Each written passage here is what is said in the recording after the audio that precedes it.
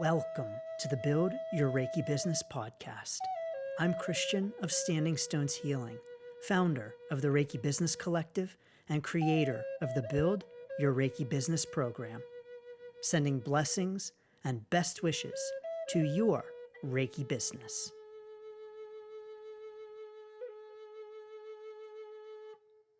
Greetings, welcome, and thanks so much for tuning in to this week's episode of the Build Your Reiki Business podcast. It's Christian, so honored to have you here.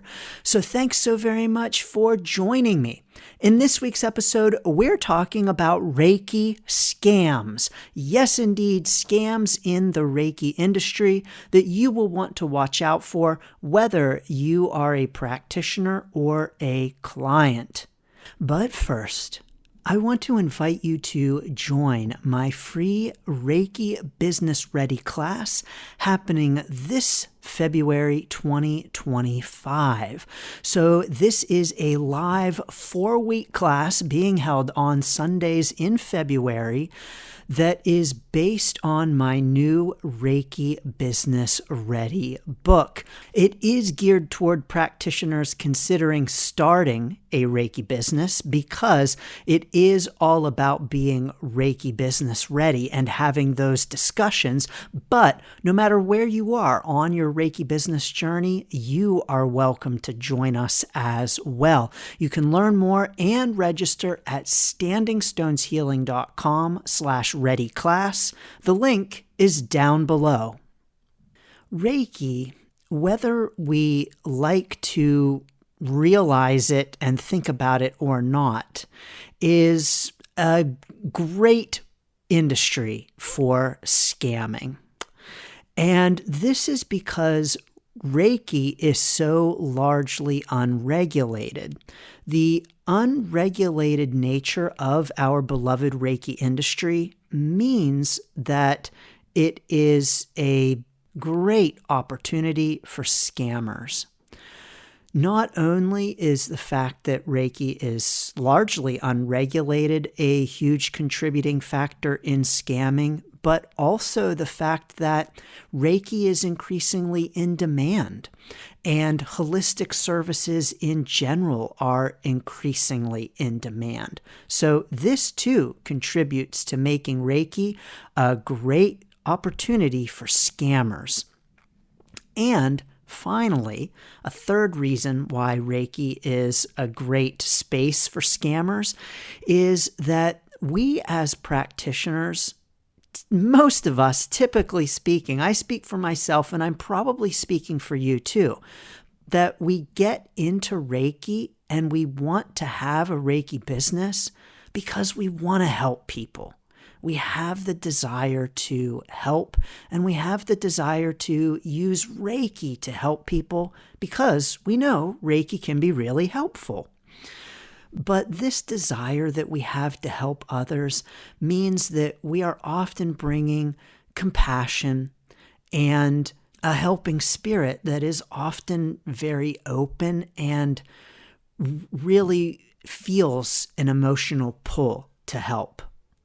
Now, Reiki practitioners are also often Reiki clients.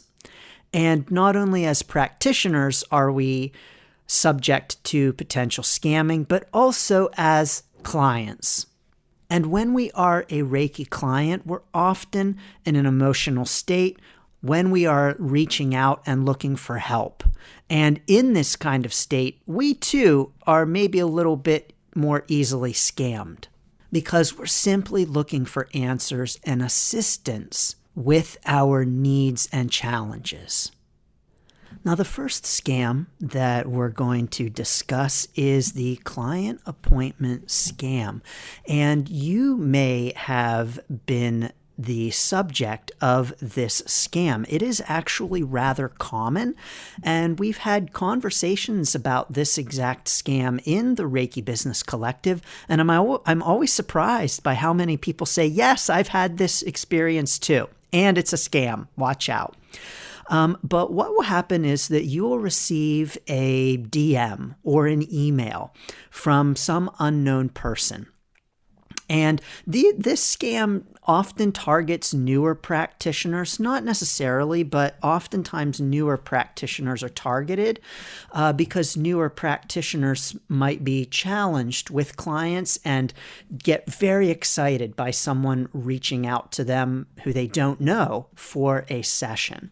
But you'll receive a DM, an email, some kind of contact from someone unknown you don't know. And this person is often urgently seeking an appointment, like they really need help. They really are having a challenge and they really need a session. Oftentimes they will want to book multiple sessions. Oftentimes they will want to book for family members as well. So they'll say, I want to book a session. Oh, and I want to book a session for my whole family too. And then they will send you payment. So let's say that your session fee is $100. Well, they will want to send you payment in a different kind of way. Maybe they'll want to send it by a check or a bank transfer or a credit card. Unbeknownst to you, these are fraudulent. So it's a fake check. It's a fraudulent bank transfer. It's a fake or stolen credit card. And then they will accidentally overpay. Quote, accidentally overpay. So if your session costs $100, they will, oops, I paid $300 and reach out to you. Oh no, I'm so sorry. I paid $300. I meant to pay $100. It was an accident. And oh, I really need you to refund that money for me right now. I can't believe I accidentally spent the money that my family was going to use for my kids' braces or whatever. And I really need that money right now. So they ask for a refund before the fraudulent payment has even cleared. And they ask for a refund like immediately through other means. So a different way than they paid. And this different way is usually like a peer-to-peer payment, so something like Zelle or Cash App, that once it's done, it's done. And when you do this, so when you refund the money, because of course you don't want to take someone's money who accidentally overpaid, of course you don't want to take more than what you are asking for a session. Of course you are an honest practitioner with integrity, and of course you're not going to knowingly keep someone's money who didn't mean to overpay you. Of course, because you're a good person, you're a good practitioner, you have compassion, and you're trusting too. And so you go ahead and you refund that extra amount, that, $200. Well, that goes through, they get the $200, but guess what? You don't get the $100 that you are supposed to be paid because that transaction never clears. It's flagged as fraudulent. The check bounces. It's taken back because it was not a legit payment to begin with. And now you are out that $200 and you didn't get the $100 for the session anyway. And so you have just been scammed. And that is completely unfair and uncool. And if it has happened to you, you are not alone. But I hope that if you have ever had this kind of outreach from a stranger wanting a session, that you indeed have recognized that it sounds fishy, it sounds scammy, and you have not followed through. But in your excitement, especially as a newer practitioner, very excited to have someone who wants to pay you, please release judgment of yourself if this has happened to you. There are a few ways that we can protect ourselves from this kind of scam. First, always, let's just have a skeptical mind. Skepticism is not such a bad thing. And if someone is reaching out wanting to pay us for a bunch of sessions and we don't know them, it's okay to be skeptical for sure. But the first thing that we can do to protect ourselves is by setting up payment through our calendar or our scheduler that automatically only charges the amount for the session. And so if someone wants to book a session with you, they reach out, I really want to book a session. Great. Here's the link to get on my calendar to pay and get on my calendar at the same time. And so they are going through the established method of paying and getting on your calendar at the same time. If you don't have a calendar set up and you accept payment outside of a calendar system, that's okay. But I encourage accepting payment only through established means that you trust. And so setting up your payment processors and only accepting payment in those ways, so that if someone wants to pay you in a different kind of way, like through a direct bank transfer, for instance, you can let them know, thank you very much, but I only accept payment through X, Y, and Z. And so here are the ways that you can pay me. And if you need to issue a refund, to be issuing a refund only through your payment processors and the system that you use, and not by another means. So that if someone overpays you through your processing system, let's say they overpay you via PayPal, you accept money via PayPal, that you are only issuing a refund via PayPal through your established and trusted payment processors, and not through some other system that the client wants to get payment/refund through. I had an experience where one of my friends, not a friend, but one of my followers, someone I had connected with and was in touch with here and there through social media, so not someone I really knew, but this person reached out to me with a very urgent message telling me that they were in a really rough spot. They really needed Reiki, and would I please send Reiki, and here's payment. And it was very uncharacteristic for this person. My spidey sense was really going off on this message, and something was not right.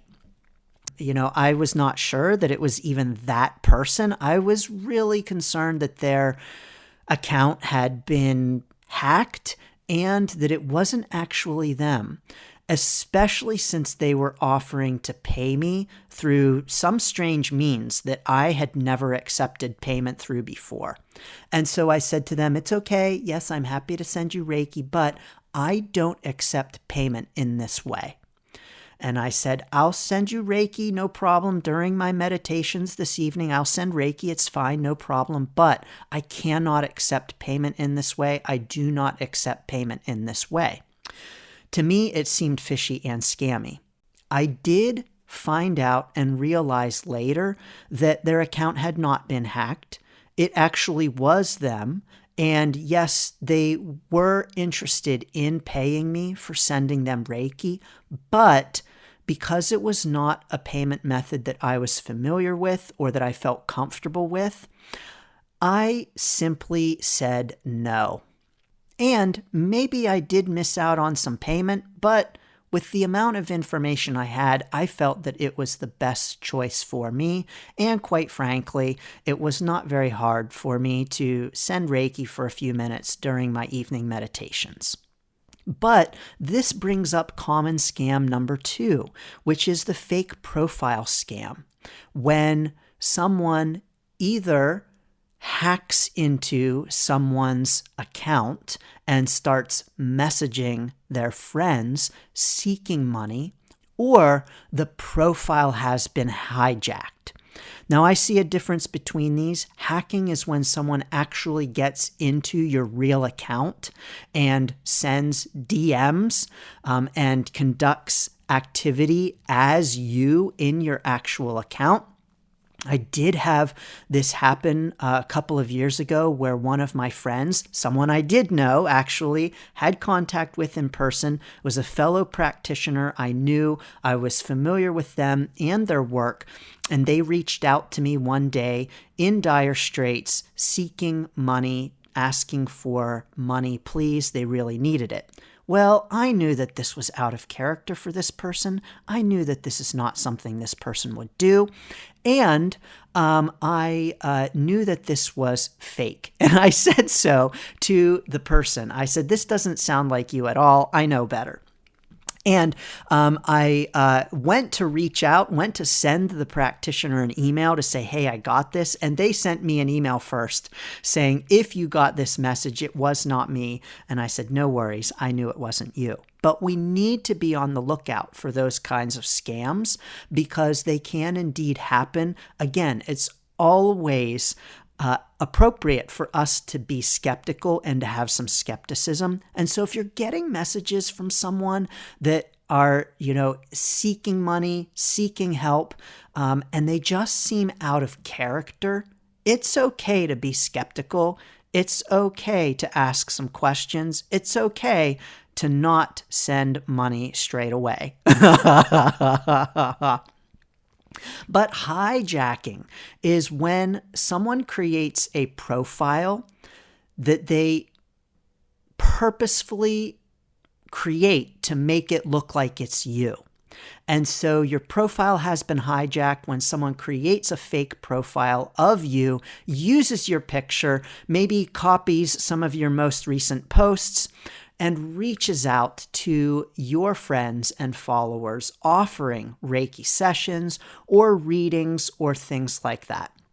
Oftentimes, these hijacked profiles are going to try to sound like you, but they don't. So like, for instance, I've had my followers and friends who have received messages from, quote, me that are like, okay, love, I feel drawn to you. I'll pick a card for you. And it's like, maybe I'll say like blessings all the time, but I'm not going to say things like, hello, love. I'm drawn to you today. So just know that if you're receiving conversation, if you're receiving messages that just don't sound like the person, to do your due diligence and make sure that it is indeed them first. But if someone is DMing you, telling you that they feel drawn to you, you absolutely can decline. Especially if someone is reaching out telling you that you have a curse that needs clearing, or bad energy that needs removing, or some other scammy thing like that. This is, of course, something that can and unfortunately does happen, even outside of social media DMs, where let's say you go to a practitioner and you have a session with them, and after the session they say, your chakras are really blocked and you're going to need another session to clear that. Now, I do chakra clearing. That's an extra charge. And so I'd be happy to do that for you. And that's going to be another $300 or something like that. So maybe you might have an initial session that is free or even very low cost. But then at the end of their session, they're saying, well, we've got some real work to do here. And wow, you're going to need to come back in and you're going to need to schedule another session for an energy clearing, a curse removal, or whatever other thing that's going to sound really scary and that's going to make us feel like, oh my gosh, we need to book because something's really wrong, and to pay that extra, often exorbitant amount. Now, another scam is the chargeback abuse. So when you have a legitimate session with a client, You do your thing, they pay you, all seems to be great, and then they do a chargeback on the session. So they contact their payment processor, their credit card company, PayPal, whatever. They dispute the charge. They say either it never happened or that they're not happy with the service, but they open up a dispute on the charge. This can happen even to legitimate practitioners. Absolutely it can. And so it doesn't mean that you've done anything wrong. But if this happens to you, I encourage doing a few things. First of all, document everything and have documentation of the session, of the payment, of your communication with the client, and etc. to prove that the session actually happened, that you did provide service to the client, and that everything was conducted as far as your business process is concerned. Also have clear terms and have a clear agreement from the client to the terms. And so in your terms, having the statement that all sales are final, whatever else that you put in your terms, making sure that they're very clear and that the client agrees to them beforehand.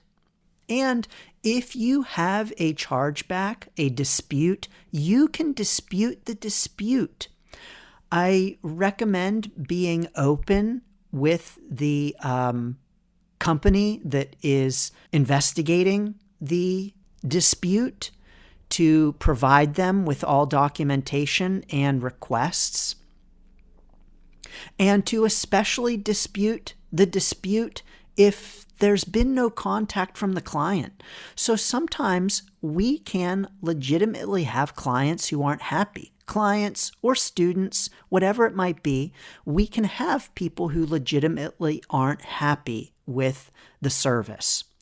And that's a part of being a business owner, is that potential.